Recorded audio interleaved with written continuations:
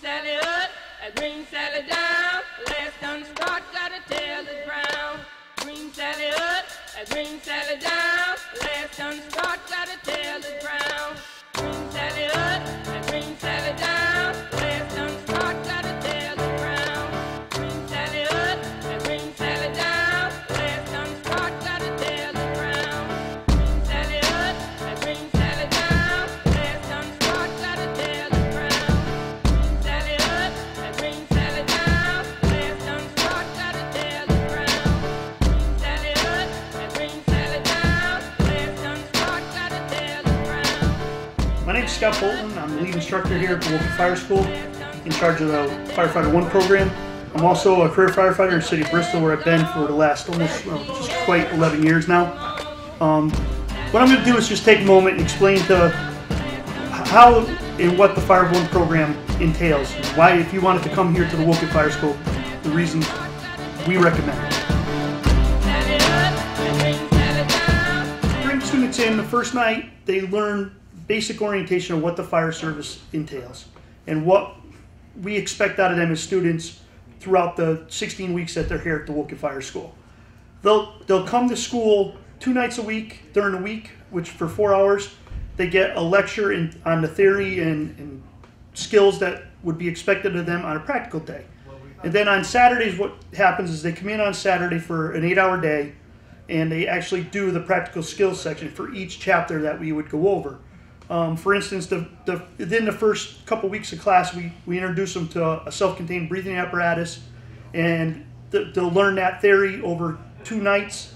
And then on that following Saturday, after the 2-night lecture, they will get an entire 8-hour day of how to properly don and doff an SCBA and the proper usage of it. And we explain in thorough detail, how to maintain the SCBA, how to use it, and we teach them the skills of using it. And you'll see in the video, Matt did some awesome video footage of our SCBA maze, where we teach the students how to build their confidence in using the maze and gaining confidence in the SCBA themselves, in how they can control their breathing and make the air in the bottle that would give them anywhere from 20 to 30 minutes. They can make it last a full 30 minutes while they're under extreme conditions. So that's just one step in the process of a Wolcott Fire School Fire 1. And then from there, we build every weekend after that. We introduce them to ladders, and they spend, they'll get a whole night of lecture and theory on ground ladders, aerial ladders, and then we introduce them to the ladders, from learning how to carry them, to raising them, to climbing them. And we spend 1 weeknight doing just carries, which is 4 hours, and then they'll come in and do 16 hours on a weekend, where they actually climb, throw, learn how to climb an aerial apparatus, and all of that. From there, and then ladders and SCBA are introduced, and they stay on them through the rest of the course. And every practical day, we just keep adding all the new skills and the previous stuff that they learned, from SCBAs to ladders to hose. It's a really great program. And you'll see from this little introduction video that Matt did on what a great program we have to offer here at the Wolcott Fire School. From that, we also give them about 40 hours of hazmat training, which when they're done with the hazmat, they get certified in the operational level, along with the awareness level, then the operational level, which is something previously you didn't get when you were in Fire 1.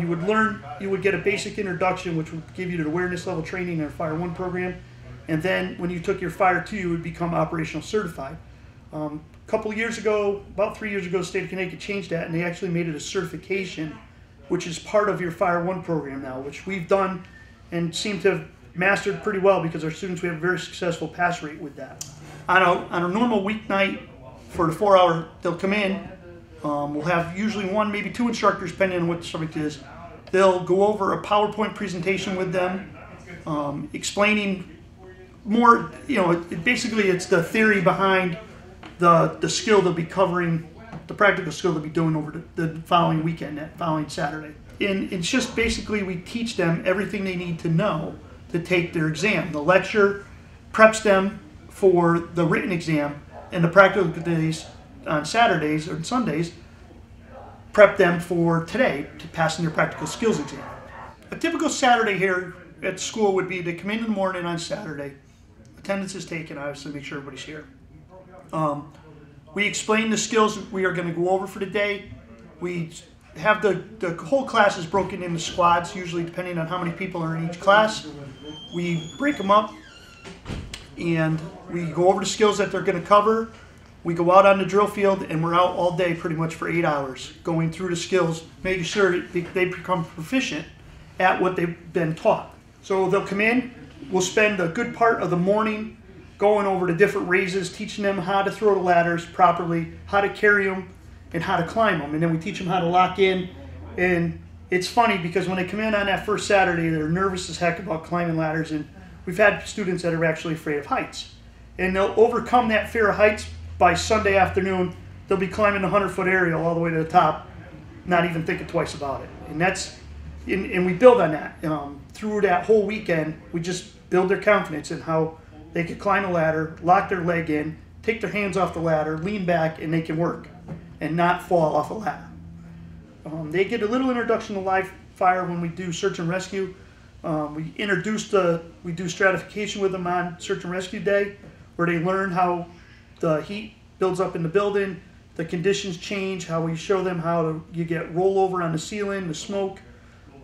So to give a little introduction, and basically on that search day, they're more introduced to the smoke environment than they are the heat environment. And then from there, we finish up with taking all their skills together that they learned throughout the course, and we do their live fire training, which consists of 2 days, a Saturday and a Sunday. What we do is we take the entire class and we split them in half into groups, and we do half of the class on Saturday and the other half on Sunday. What one team does is they actually, as the evolutions are going, they'll do support services. They will repack hose lines, change air bottles, keep the air bottles filled, take care of anything that's needed as far as getting supplies for them, getting the equipment needed while the first group does their burn on the burn day. Second day comes, they switch positions. The people that burnt on Saturday do the job that these guys did on Saturday, and same thing, they do their burn.